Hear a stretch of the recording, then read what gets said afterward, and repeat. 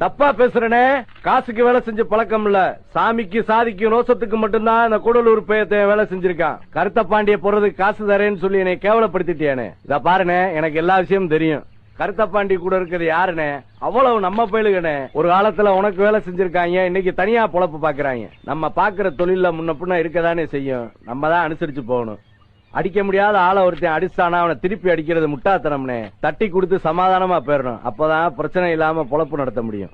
இத பாருனே, நம்மள நாமே அடிச்சுக்கிட்டோம்னா அந்த ஊர்ல ஒரு பைய உசுரோட இருக்க மாட்டானே.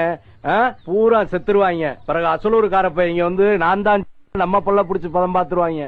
நம்ம முன்னேறக்கே 30 வருஷம் ஆயிருக்கு. ஏன் நமக்குள்ள ஒத்துமை இல்ல.